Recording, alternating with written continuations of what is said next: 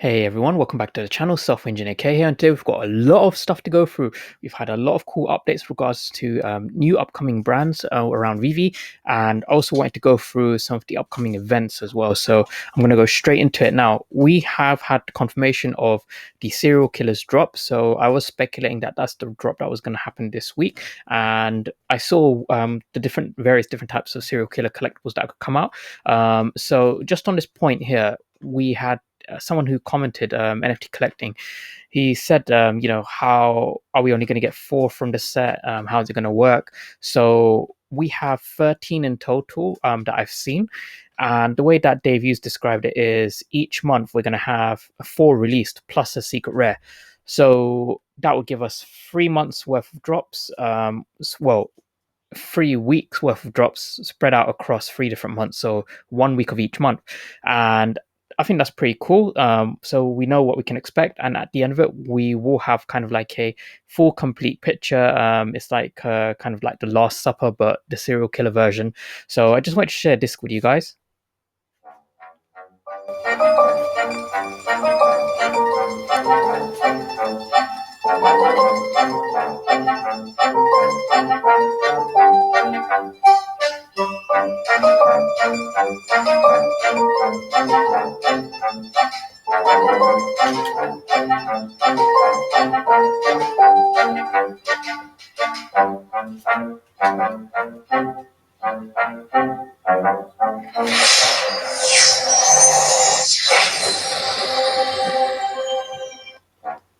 Okay. So that's pretty cool.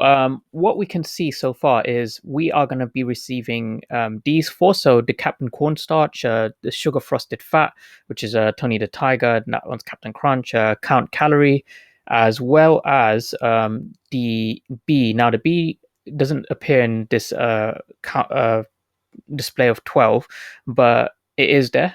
So we have what appears to be Tony the Tiger, but he's extremely obese. So, for those of you who aren't aware of like the background, Ron English, he was basically involved in the Super Size Me documentary. I definitely advise watching if you have not. And that Super Size Me documentary was essentially highlighting, how these big corporations just take advantage of consumers. They, sell them all this like really, really unhealthy, cheap, sugar filled food, and they're just profiting off of their poor habits. And he basically targeted McDonald's with how they brand their stuff. And McDonald's has changed their branding across the years. They've taken more of a kind of less glorified branding to sugar and fat, and now they provide healthy options. For example, in the UK they have like what is it like, you can replace the fries or chips with fruit, for example. And yeah, they basically are trying to address the whole kind of obesity endemic. And yeah, this is the bee, so honey butt the obese bee. And on the side of the box you can see the other 12. I'm not sure which one the ultra rare will be, but sorry, which one the secret rare will be, but it'll be cool to find out. So yeah, I think that's pretty cool. We are going to be getting those four drops for this week. Now, the other cool drop, which is upcoming, is the Ghostbusters Ecto-1. Now, this is really cool because, firstly, it is an interactive NFT. We have already had one interactive NFT release, which is the DeLorean. We had another interactive NFT teased, which was the Batmobile. And now we have another automobile, which is the Ghostbusters Ecto-1. And I think this is really, really cool because this was teased a while back. I think it was Daniel Crothers who was talking about having your own Ecto-1. And it's pretty interesting because today is the 7th of June. Tomorrow is the 8th of June, which is actually quite a big day for Ghostbusters. 8th of June, it is Ghostbusters Day. So this is pretty cool. I think they've timed it very, very well that they've kind of announced it a day before, just so that there's already awareness of it. So I think tomorrow we may see something interesting with VeVe. Or this could just kind of be the announcement that coincides with Ghostbusters Day, and they'll release the Ecto-1 later on, but for now it's just to kind of like build up hype. So I think this is pretty cool. We do have the film coming out, so maybe we're going to have a release on VeVe for Ghostbusters that coincides with the film release. But we'll see. We do know that tomorrow is Ghostbusters Day, so there will be some kind of awareness raised of this, organically anyway. Now the next one comes. It's pretty interesting because it allows me to address a couple of points. So Mark VeVeWiki, he shared this firstly. So Frank Kozik, he is an artist similar to Ron English. And he has confirmed that he will be sending all kinds of stuff to VeVe. He's sent them 70 gigabytes worth of files already. Now remember, raw image files, they they are massive. So 70 gigs of files may just be maybe 15 different pieces.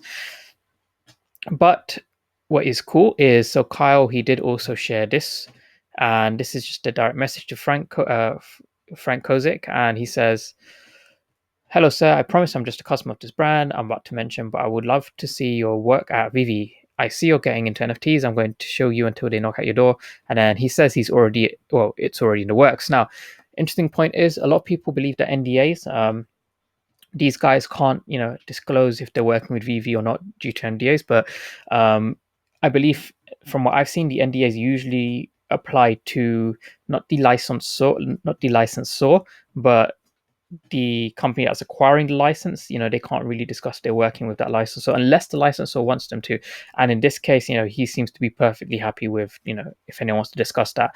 So that is, pretty cool. I know that Dave, you has said before that, some licensors are perfectly happy with, discussing, leaks and teasers and whatnot. That's why we've seen, the Monster Hunter one already, the Velcana. So yeah, I think this is going to be really, really cool. We've had another cool little teaser for us. And here is another one. So Dave, you actually commented on this. So VeVe Viral shared this. Rumor is VeVe Collectibles, VeVe soon. And Dave, you says, Frank K is my jam. Can you imagine giant Labbit in AR? So I think this is the Labbit here. I think it's, what's really interesting is I've noticed that a lot of people have been saying, we should be getting super premium brands. Why are we getting these things that nobody's heard of?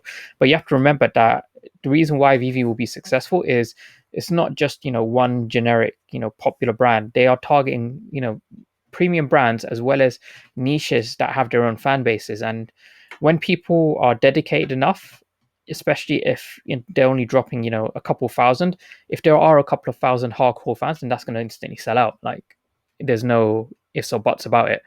If you have 100, really, really hardcore Tokidoki fans, for example, and you drop 100 editions of some Tokidoki that these fans love, then it's going to sell out, no questions about it.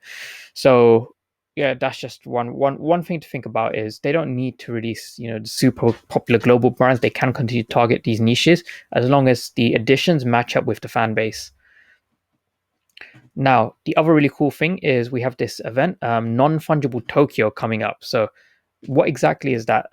So it appears to be a kind of conference where they're going to be discussing the various benefits of NFT applied to blockchain, and they're going to be looking at various different players within this market as well. So in terms of speakers, firstly, one to note is Michael Bramlish, so the co-founder and CEO at Quid.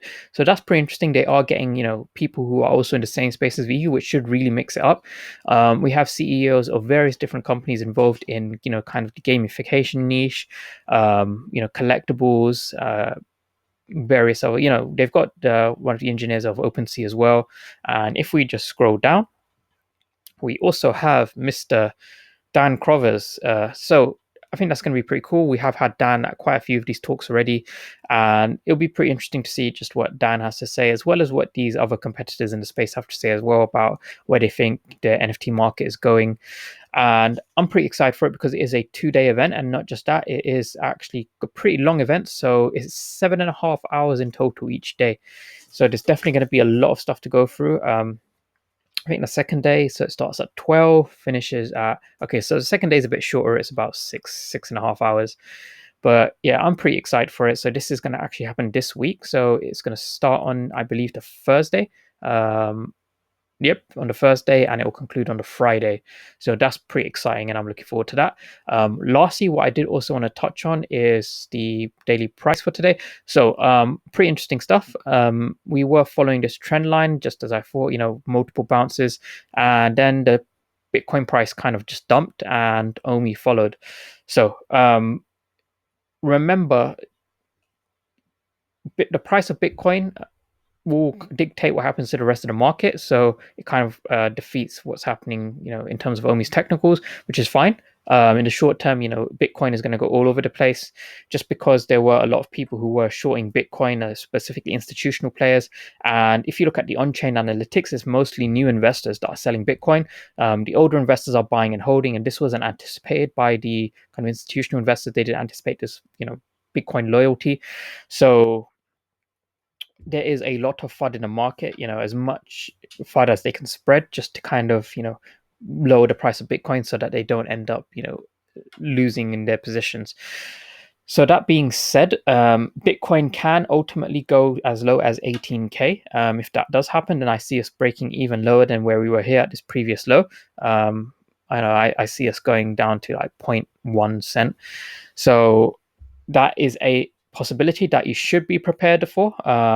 So try and have some capital. Don't dump all your capital, even at this price. Just have some saved just in case we do hit that price. But if we don't, then it doesn't matter.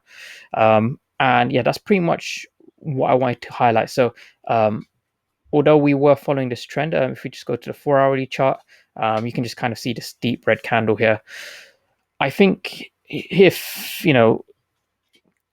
we recover this weekend, then we will just break and retest and continue on this trend line, but it will be more of a sideways movement until we finally get those exchanges that were promised, or some kind of huge utility, and that is in the works.